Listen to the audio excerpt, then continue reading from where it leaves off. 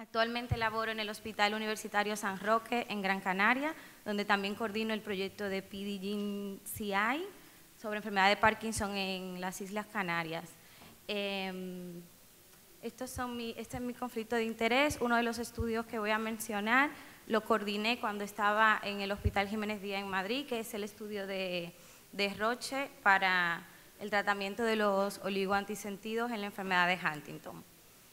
Este es el sumario que voy a desarrollar. El título de la charla es la aproximación diagnóstica a los síndromes coreicos, dónde estamos y hacia dónde vamos. Entonces, para ver dónde estamos, siempre hay que hablar como de dónde venimos, ¿no? Un poco de historia.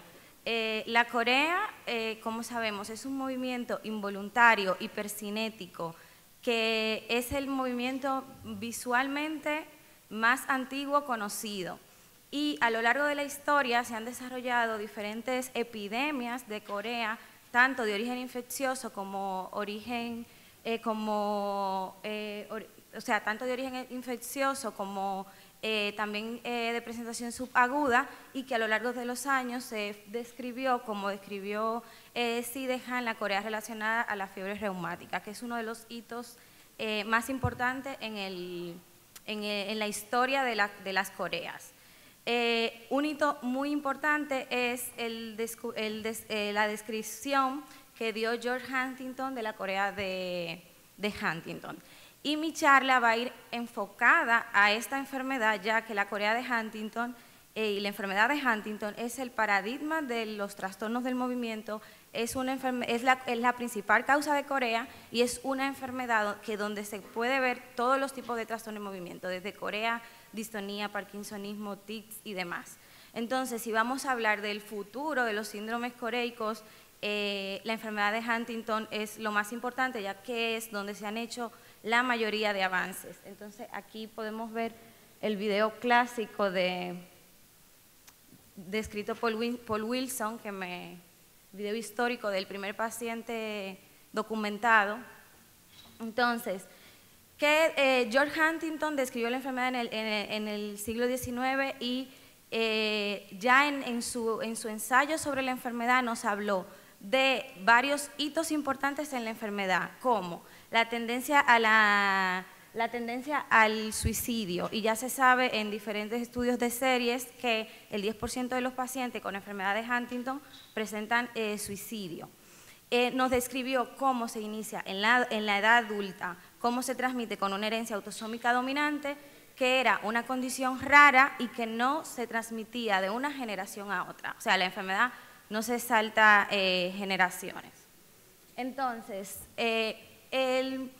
este movimiento que es tan característico y tan, digamos, fácil de diagnosticar, tiene varias características fenomenológicas importantes que nos pueden orientar en el diagnóstico de la causa etiológica y de dónde pudiera estar la localización del corea. Es muy importante en la descripción del movimiento como tal saber que, bueno, además de lo mencionado, que es hipercinético, que es un movimiento rápido, que es breve, la característica fenomenológica principal es la aleatoriedad. Este movimiento viaja de una región corporal a otra y además también el paciente puede incorporar en su movimiento involuntario, que es lo que se conoce como el fenómeno de paraquinesia. Otra característica en el examen físico es la impersistencia motora y ya cuando el movimiento es más brusco, más violento y más proximal, se denomina balismo. Entonces, la corea va a depender, esto es un esquema que yo hice del continuum, que está más o menos como para organizarnos. Si el corea es menos de un año, es un corea agudo, o sea, obedece a causas agudas o subagudas. Si ya la duración es mayor a un año, pues es una corea crónica. La causa y la etiología de los síndromes coreicos va a depender de la edad. En los niños están las causas muy establecidas, como podemos ver aquí. La principal causa de corea es la corea de Sidehan en cualquier localización. Pero esto cambia en los primeros 3 años de vida, donde la principal causa de coreas en los niños son de causa genética. En los adultos obedecen a causas estructurales como las lesiones vasculares, las causas autoinmunes, metabólicas, pero no me voy a detener porque en la segunda charla les presento una serie de casos que he revisado que tiene esto bien ejemplificado. Las coreas genéticas obedecen principalmente a cuadros coreicos de más duración, de evolución, y como ya les mencioné, la enfermedad de Huntington es la principal causa de corea en adultos. En el niño, las causas en las primeras etapas de la vida, en los primeros 3 años, son secundaria corea idiopática benigna, y como una de las preguntas es ¿hacia dónde vamos? Pues vamos al descubrimiento de nuevos genes. La neurogenética actualmente es uno de los campos que más se está trabajando dentro de los trastornos del movimiento. Y en los últimos 5 años, bueno, hace como más o menos 5 años se descubrió el gen del ADCY5, que es, ya se sabe que es causa de corea benigna, que antes no se sabía. Nosotros tuvimos un caso, es una enfermedad, o sea, que es de la infancia, que es una corea que se presenta más a predominio cefálico y que puede variar a lo largo del día, o sea, puede ser más frecuente al despertar o a dormir. Se ha descrito la respuesta a la cafeína y bueno, es un poco como por ejemplificar hacia dónde vamos con el tema de los síndromes coreicos. Son múltiples causas y una de ellas es la de ADCY5, que se describió hace poco, y por traer a colación de que la neurogenética es súper importante y que vamos hacia el descubrimiento de nuevos genes. La enfermedad de Huntington es una enfermedad neurodegenerativa hereditaria que se debe a la mutación en el gen IT15 en el brazo corto del cromosoma 4. Anteriormente se llamaba así, pero ya hoy se llama gen de la huntingtina. Es un error decirle IT15. Es una enfermedad que es rara, o sea, no es una enfermedad muy frecuente, y se transmite con una herencia autosómica dominante. En este artículo de Nancy Wesley pueden ver y lo pueden buscar, incluso hay uno está publicado en el New York Times, de cómo ella describe, y si vamos a la diapositiva de la historia, podemos ver que desde que George Huntington describe la enfermedad pasan 100 años al descubrimiento del gen. Y eso fue gracias al trabajo del equipo de la doctora de Nancy Wesley en Venezuela, en la comunidad del lago Maracaibo, donde se vieron más de 1000 pacientes y se le hizo estudio genético y se determinó que era secundario a la mutación en el gen de la huntingtina. Esta enfermedad se transmite, bueno, y que ella misma tiene la mutación, y después, años después, se dijo. Esta enfermedad se transmite con una herencia autosómica dominante y presenta una penetrancia completa. Quiere decir que si una persona vive lo suficiente a la edad de presentación, va a tener la enfermedad. Y también se da el fenómeno de anticipación, que quiere decir que mientras más, o sea, cuando se pasa de una generación a otra, empieza más temprano la enfermedad. Generalmente, o sea, lo típico es que la enfermedad empiece entre los 35 y 60 años, pero hay un 10, lo más frecuente es a los 40, y eso es una de las características de la enfermedad de Huntington, que sabemos lo que va a pasar, cuándo va a pasar y cómo va a pasar, y por eso es un modelo atractivo tanto en la neurogenética como el desarrollo de nuevas terapias, ya que muy pocas enfermedades neurológicas neurodegenerativas monogénicas obedecen a una sola mutación. Está tan claro qué pasa y cómo se desarrolla la enfermedad. Eso no pasa con otras enfermedades hereditarias. Entonces, bueno, como les decía, a los 40 años es lo más frecuente, pero un 10% puede iniciar con un Huntington juvenil, que es la variante de Vespal, y esa se inicia antes de los 21 años y se caracteriza básicamente por un parkinsonismo, no predomina la corea. Y puede haber un porciento de más de 25% que inicie más de 50 años. Y luego está la corea senil, que es un paciente con un inicio tardío, que bueno, he visto algunos casos, empiezan después de 60 años y no hay distinción o sea, se presenta igual en ambos sexos, pero sí hay en la distribución mundial, hay zonas geográficas que presentan clúster donde hay más pacientes afectados con la enfermedad y, sin embargo, bueno, aunque es más frecuente en la población caucásica. Estos clústeres se deben básicamente a personas que llegaron, que se quedaron ahí y fueron transmitiendo la enfermedad de generación a generación, pero como pasó en Venezuela, que fue un marinero que llegó, un español. Entonces, es una enfermedad, es más frecuente en población caucásica. En asiáticos la prevalencia es menor y también en poblaciones subsaharianas, pero esto se debe a que todos tenemos un número de repeticiones de CAG normal, pero en estas poblaciones ese número de repeticiones está disminuido. Es una enfermedad por expansión de tripletes, es una poliglutamina, o sea, es una poliglutaminopatía, y lo que pasa es que el CAG se repite de una manera normal en esa parte dañada del gen. Entonces, si tenemos menos de 27 repeticiones, es normal. Entre 27 y 35 repeticiones están los alelos intermedios, que estos pacientes tienen riesgo de transmitir la enfermedad. Pueden tener un paciente en consulta que tenga 34 repeticiones y pregunte, ¿se lo voy a pasar a mi hijo? ¿Se lo puedo pasar a mi hijo? Probablemente sí, porque están entre los alelos intermedios.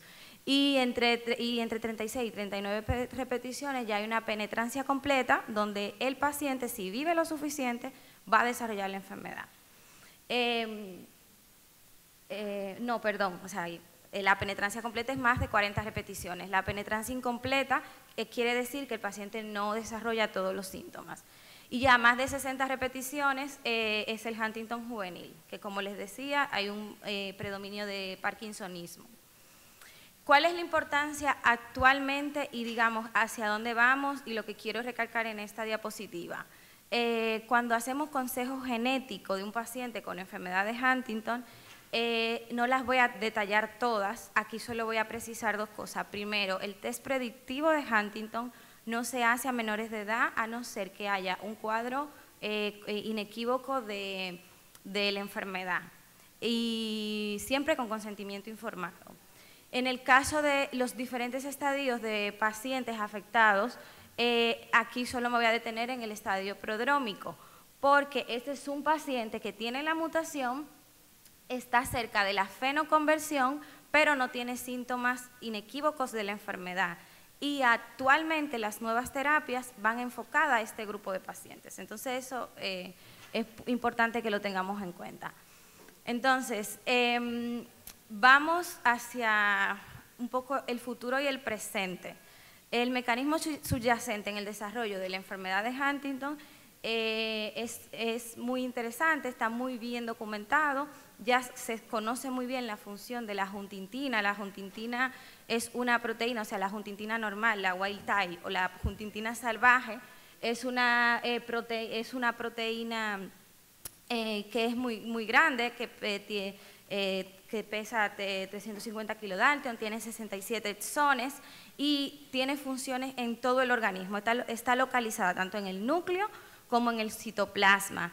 Y la huntingtina interviene en múltiples funciones como en la ciliogénesis, en la autofagia, en la división celular, la regulación la regulación transcripcional y en el transporte de vesículas. ¿Y qué pasa cuando ocurre una mutación y hay una persona que tiene la enfermedad de Huntington? Pues el mecanismo subyacente es muy complejo y es muy generalizado y se afectan múltiples funciones. En esta imagen podemos ver cómo la huntingtina mutada está, o sea, cómo la proteína está presente tanto en, esto es una neurona espinosa, está aquí abajo, y vemos cómo está tanto en el núcleo como en el citoplasma y cómo hay una disregulación dopaminérgica, cómo afecta tanto, hay citotoxicidad, y aquí vamos a precisar varias cosas. Anteriormente, ¿qué se hizo? Como había una desregulación dopaminérgica, pues ponían modulación del tono dopaminérgico. Como había inflamación y alteración tanto con toxicidad, inflamación periférica y central, que se puso antiinflamatorios. Pues aquí lo único que voy a decir y me voy a detener es que esto no ha funcionado porque se hizo un tratamiento enfocado a, digamos, lo que pasa aguas abajo de la mutación de la huntingtina y no se enfocó en la causa subyacente de la enfermedad. ¿Qué pasa? Todas estas alteraciones que menciono aquí producen lo que vamos a ver a continuación, que toda esta disregulación genera muerte neuronal con atrofia cerebral. Y aquí podemos ver un paciente que es un paciente con enfermedad de Huntington, un cerebro de un paciente con enfermedad de Huntington y un control. Y podemos ver cómo aquí están los 4 estadios de la enfermedad, cómo empieza la atrofia. Estos son algunos casos.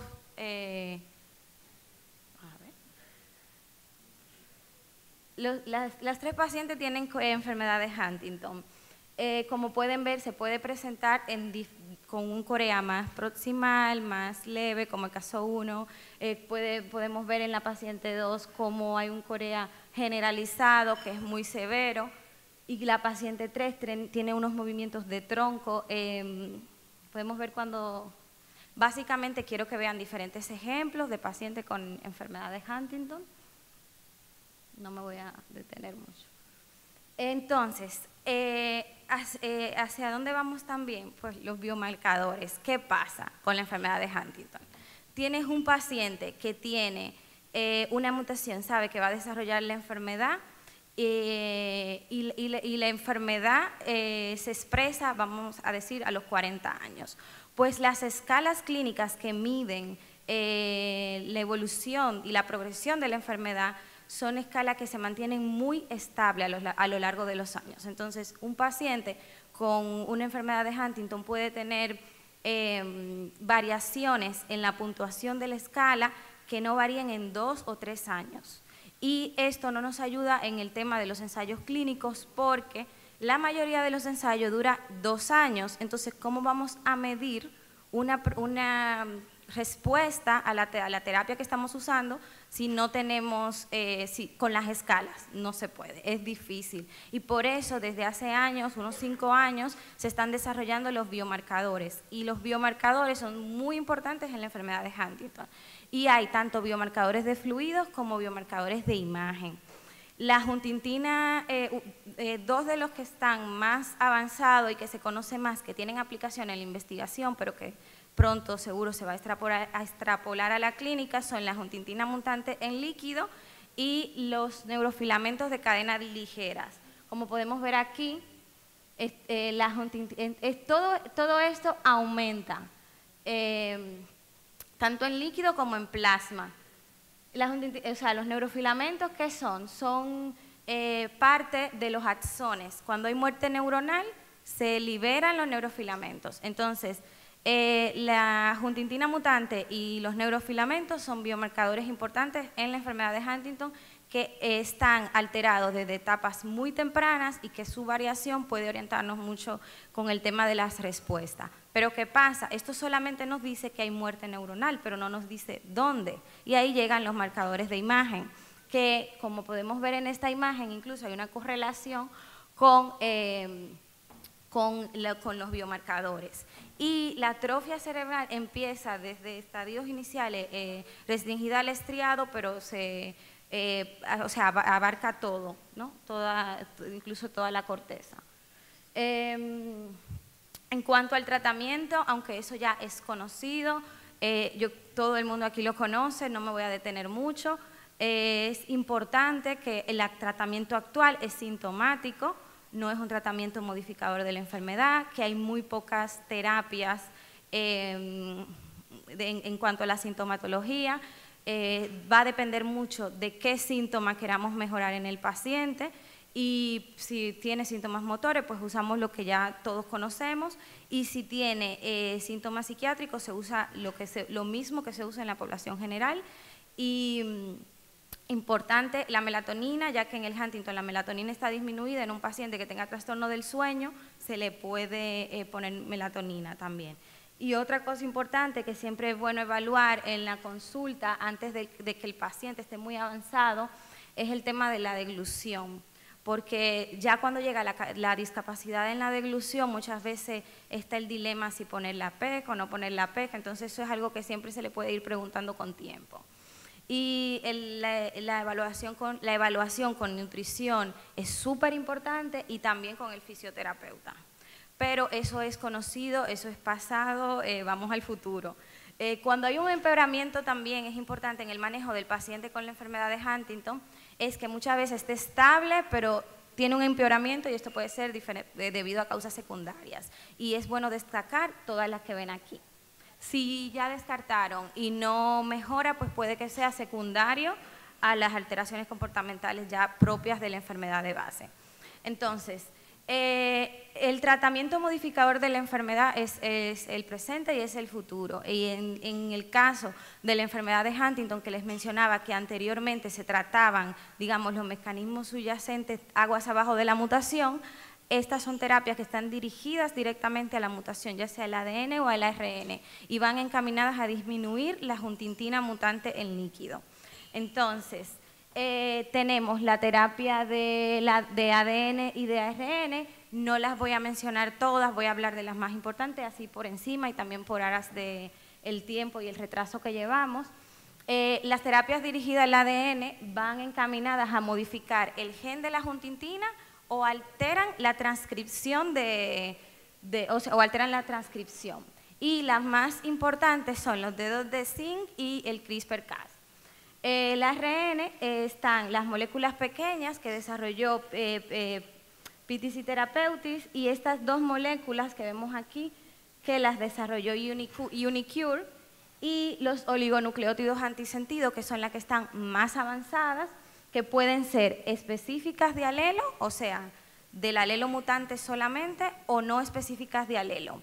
Y la que está más avanzada y en la que yo participé directamente es en el desarrollo del tominersen, que como seguro sabrán, han pasado muchas cosas el año pasado.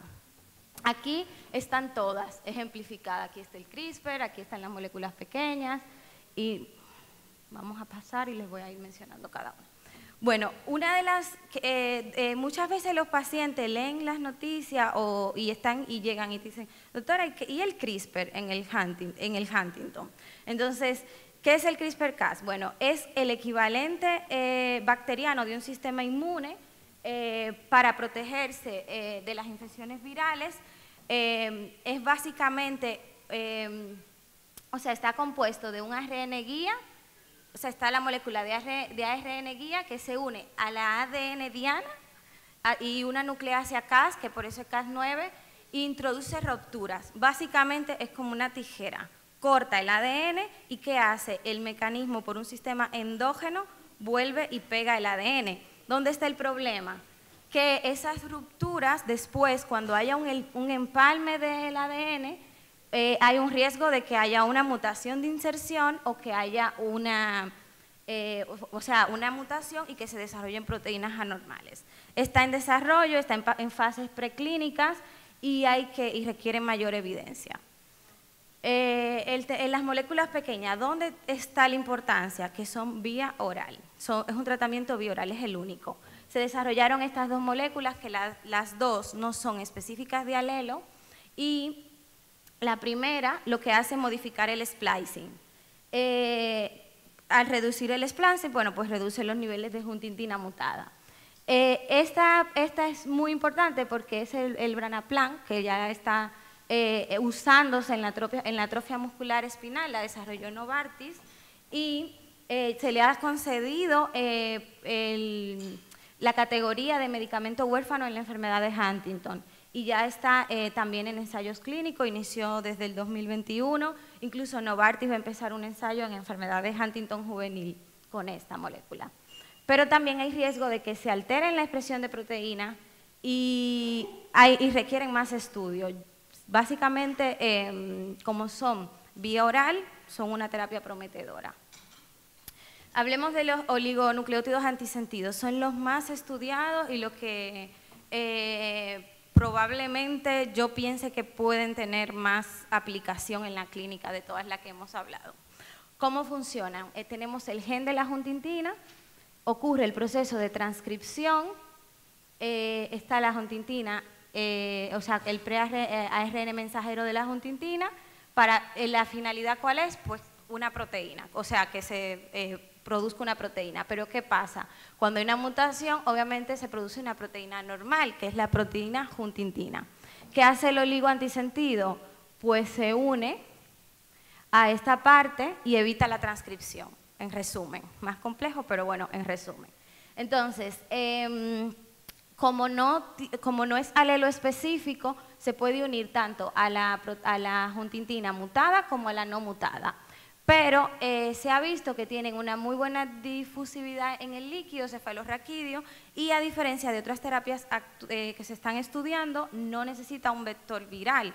O sea que con una punción lumbar se puede administrar directamente. Y otra cosa muy importante, a diferencia de otras terapias, es que es reversible. Si hay algún efecto secundario, si se suspende el fármaco, la molécula, perdón, es reversible. Entonces, yo les voy a hacer un poco como la historia de lo que ha pasado con el tominersen, porque eso nos ha dejado muchas enseñanzas y bueno, a modo personal, yo coordinaba este estudio y de repente se paró la administración, entonces inicialmente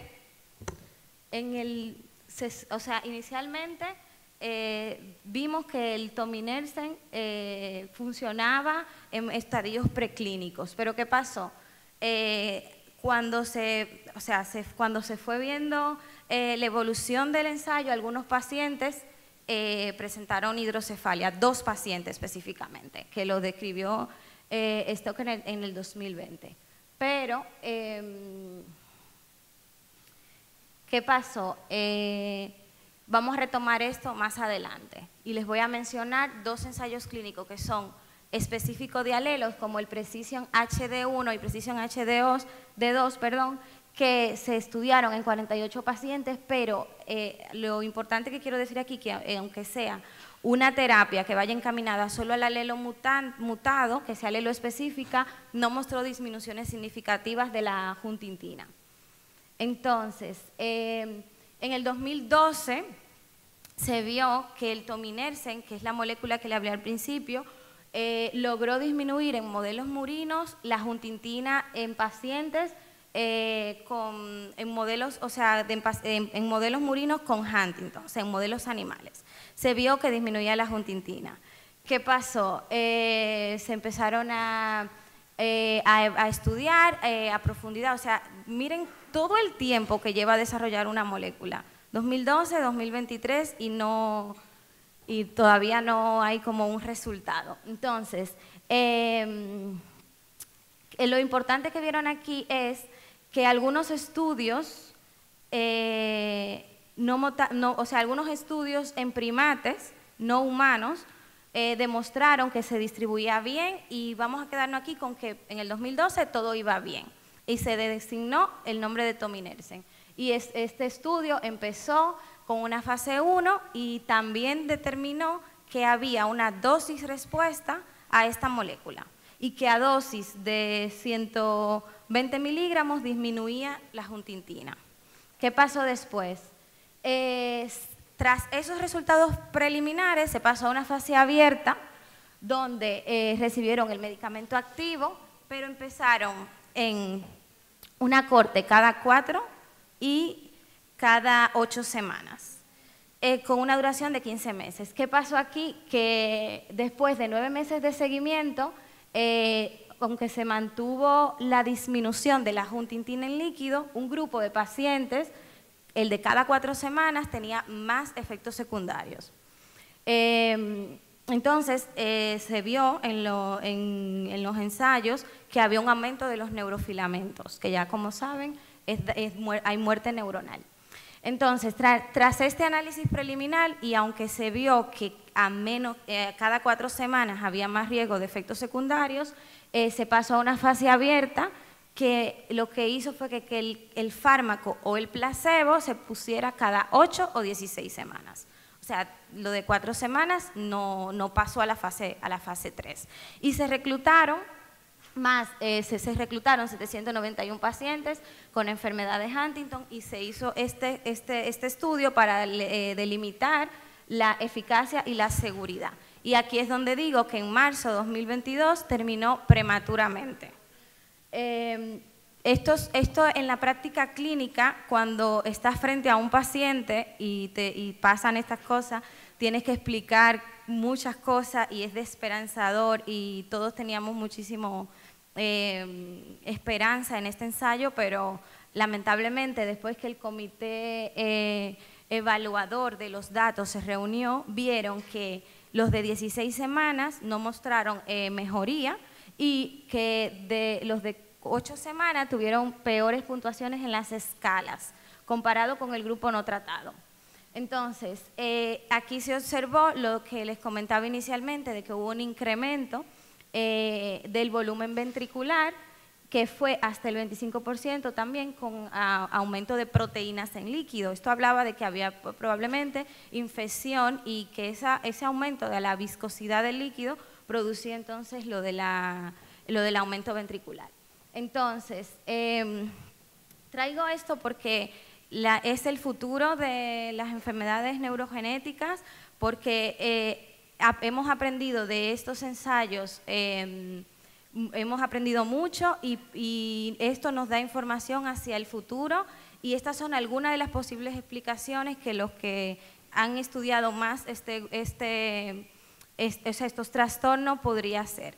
Puede ser que los pacientes estaban en estadios muy avanzados de la enfermedad y que ya en ese momento había demasiada muerte neuronal y por eso les hablaba al inicio en el consejo genético de los pacientes con estadio prodrómico, porque ese, en lo personal también, yo pienso que es el target donde debemos empezar con los tratamientos. También una de las posibles explicaciones es que lo que pasó con los oligoantisentidos sea secundario a que esas dosis tan altas sean las que produzcan ese aumento inflamatorio y lo que produzca lo del aumento del tamaño ventricular. Y que y los peores resultados en pacientes con mayor frecuencia de dosificación puede que se deban a disminuciones dependientes de la dosis en los niveles de la huntingtina mutada. Esta información del ensayo de Tominerse, está ahí todavía otras cosas pendientes, otros datos, otros análisis, pero ya se va a iniciar un ensayo clínico fase 2, que es el Generation HD2, que va a incluir un grupo de pacientes más jóvenes y con menos carga genética. Como conclusión de esta primera parte, pues la enfermedad de Huntington es la principal causa de corea y los síntomas coreicos en general obedecen a diferentes etiologías, a diferentes causas. La causa dependerá de la edad. En los últimos años han habido avances en la neurogenética y a pesar de los resultados catastróficos, digamos, recientes de los oligonucleótidos antisentidos o más bien decepcionantes, tenemos una amplia ventana y sabemos lo que va a pasar, lo que es favorable para el desarrollo de nuevas terapias. Como ya hemos hablado, existen numerosas terapias que tratan de disminuir los niveles de la proteína tóxica mediante diferentes mecanismos y en el futuro se van a hacer diferentes aproximaciones farmacológicas dirigidas contra las alteraciones causadas por la mutación. El proyecto Neurogen, que es el que coordino, que los invito a todos a colaborar y a participar, es para estudiar principalmente los trastornos neurodegenerativos hereditarios, principalmente la enfermedad de Huntington aquí en República Dominicana, y vamos a hacer un estudio de prevalencia y demás que luego podemos comentar. Muchas gracias. Gracias.